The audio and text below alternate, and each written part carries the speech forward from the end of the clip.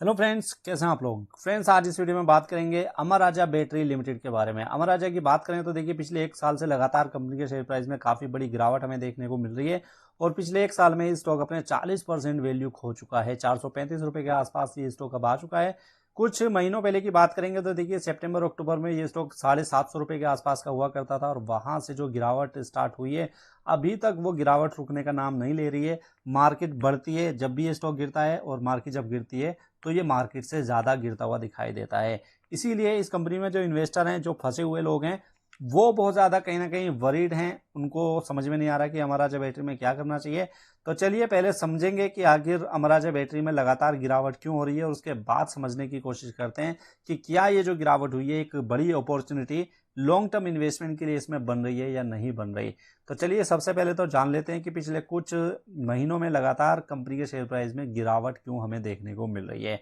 तो इसके लिए देखिए, हमें कुछ न्यूज़ के ऊपर नज़र डालनी होगी और अगर आप पिछले साल की कुछ न्यूज़ के ऊपर नज़र डालेंगे तो आपको पता लगेगा कि इस कंपनी के आंध्र प्रदेश में कुछ प्लांट को सील किया गया था कोर्ट की तरफ से। जी हाँ, पॉल्यूशन कंट्रोल बोर्ड की तरफ से कुछ नॉर्म्स थे पॉल्यूशन के, जिनको ये कंपनी पूरा नहीं कर रही थी, जिसके चलते इन्होंने इसके प्लांट को बंद कर दिया। अब ये कोर्ट पहुंचे, हाई कोर्ट गए, लेकिन हाई कोर्ट से भी इन्हें कोई राहत नहीं मिली। पॉल्यूशन कंट्रोल बोर्ड का जो नोटिस था इनके प्लांट को बंद करने का, उसको हाई कोर्ट ने एक्सटेंड कर दिया, यानी कि उसको सही ठहराया और कुछ दिनों के लिए उसके जो एक्सटेंशन है वो बढ़ा दी। तो कुछ कहीं ना कहीं अमराजा बैटरी का जो प्लांट बंद हुआ आंध्र प्रदेश में, उसी के चलते उस दिन के बाद से ही लगातार कंपनी के शेयर प्राइस में गिरावट हमें देखने को मिल रही है। और थोड़ी बहुत बढ़त भी अगर कंपनी के शेयर प्राइस में देखने को मिलती है तो वहां पर लोग अपने माल को बेचकर निकलने की कोशिश करते हैं। जैसे कि यहां पर बढ़त देखने को मिली, उसके बाद फिर गिरावट आई, बीच बीच में थोड़ी बहुत बढ़त देखने को मिलती है। तो वहां पर जो इन्वेस्टर्स हैं वो चाहे लॉस पर चल रहे हैं, अपने लॉस को काट कर इसमें से एग्जिट करने की कोशिश कर रहे हैं, जिसके चलते लगातार कंपनी के शेयर प्राइस में हमें गिरावट देखने को मिल रही है। तो समझते हैं कि अब ये जो इनका प्लांट बंद किया गया है, इसके बाद जो शेयर प्राइस में इतनी बड़ी गिरावट हुई है, क्या एक बड़ी अपॉर्चुनिटी लॉन्ग टर्म इन्वेस्टमेंट के लिए बन रही है या नहीं बन रही। तो इसके लिए हमें कंपनी के फाइनेंशियल्स को चेक करना होगा कि कंपनी के फाइनेंशियल नंबर्स पर उसका क्या असर पड़ता हुआ दिखाई दे रहा है। तो कंपनी का अगर रेवेन्यू देखेंगे 2020 के कंपेरिजन में, रेवेन्यू 2022 में देखिए बढ़िया बढ़त यहाँ पर दिखा रहा है। 6,800 करोड़ रुपए का रेवेन्यू बढ़कर 8600 करोड़ रुपए हो गया। नेट प्रॉफिट के ऊपर नजर डालेंगे तो नेट प्रॉफिट में गिरावट देखने को मिल रही है, एक नेगेटिव पॉइंट है।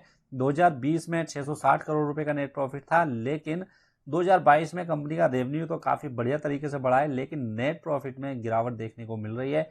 तो रेवेन्यू के बढ़ने के बाद भी अगर नेट प्रॉफिट कंपनी का कम हो रहा है, इसका मतलब है कि एक्सपेंडिचर कंपनी के कहीं ना कहीं बढ़ गए हैं। बात करें कंपनी के ऊपर डेट कितना है, तो डेट बिल्कुल भी नहीं है कंपनी के ऊपर। आप इसको एक डेट फ्री कंपनी बोल सकते हैं। तो कुछ पॉजिटिव पॉइंट भी हैं, कुछ नेगेटिव पॉइंट है। बात करें अगर क्वार्टरली बेसिस पर, तो देखिए क्वार्टरली बेसिस पर अगर आप चेक करेंगे तो वही चीज आपको क्वार्टरली बेसिस पर भी नजर आएगी। कंपनी का रेवेन्यू तो बढ़ रहा है पिछले साल के कंपेरिजन में, 2100 करोड़ से बढ़कर 2180 करोड़ रुपए हो गया, लेकिन जब आप नेट प्रॉफिट के ऊपर नजर डालेंगे तो मार्च 2021 में 189 करोड़ का नेट प्रॉफिट था, जो मार्च 2022 में घटकर सिर्फ 98 करोड़ रुपए पर पहुंचता हुआ दिखाई दिया है। तो कहीं ना कहीं कंपनी की सेल्स बढ़ रही है, लेकिन एक्सपेंडिचर भी कंपनी के काफी बढ़ चुके हैं पिछले कुछ सालों में, जिसके चलते नेट प्रॉफिट कंपनी का कम आता हुआ दिखाई दे रहा है।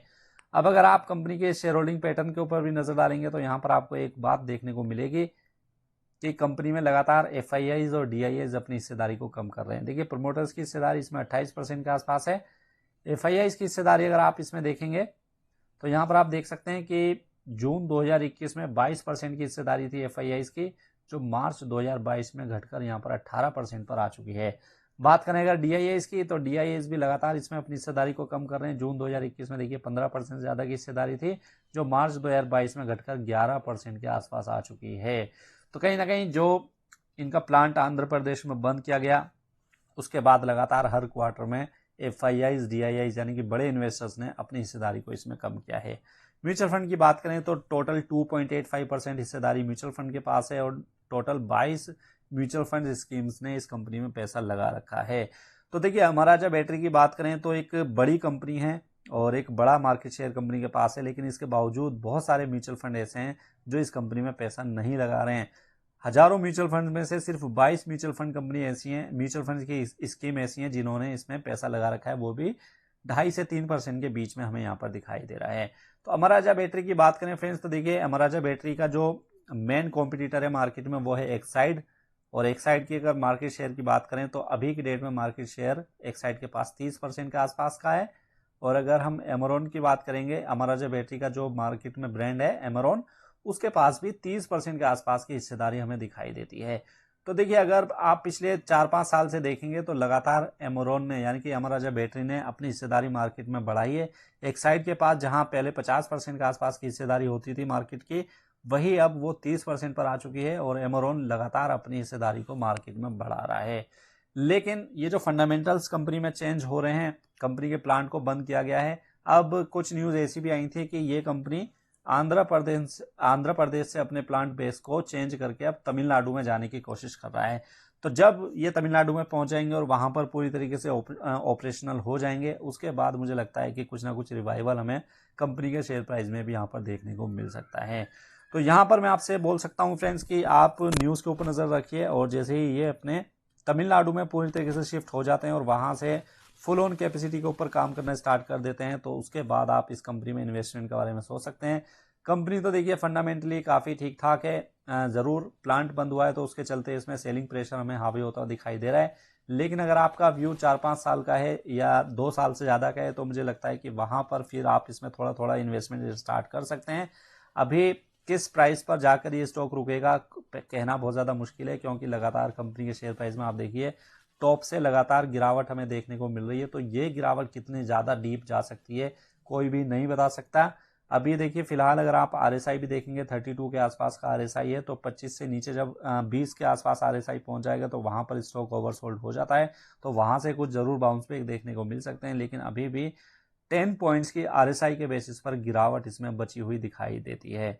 तो ये कुछ पॉइंट हैं। बहुत ज़्यादा लंबे टाइम के लिए अगर आपको इन्वेस्टमेंट करना है 2-3 साल के लिए, तो वहाँ पर थोड़ी थोड़ी इन्वेस्टमेंट आप स्टार्ट कर सकते हैं। एक साथ बहुत सारा पैसा मत लगाइए, क्योंकि लगातार इसमें गिरावट देखने को मिल रही है। तो थोड़ा थोड़ा सिप के थ्रू अगर आप इसमें इन्वेस्टमेंट करते हैं, 3-4 साल के लिए होल्ड करते हैं, तो वहाँ पर मुझे लगता है कि ठीक ठाक रिटर्न ये कंपनी निकाल कर दे सकती है। बाकी आप खुद भी अपनी रिसर्च कीजिए और अपने फाइनेंशियल एडवाइजर से एडवाइस जरूर लीजिए। उम्मीद करता हूँ आपको ये वीडियो अच्छी लगी होगी। अगर आप हमारे चैनल मार्केट पांडा पर नए आए हैं तो इसको सब्सक्राइब जरूर कीजिए, और साथ में अगर आप हमारे काम को सपोर्ट करना चाहते हैं तो वीडियो के डिस्क्रिप्शन में आपको एंजल ब्रोकिंग और ज़ेरोधा के अकाउंट ओपनिंग लिंक मिल जाएंगे। अगर आप अपना डीमेट अकाउंट ज़ेरोधा या एंजल ब्रोकिंग के साथ ओपन करते हैं तो आप अपने हज़ारों रुपये ब्रोकरेज के बचा सकते हैं। तो चलिए मिलते हैं नेक्स्ट वीडियो में, जब तक के लिए गुड बाय।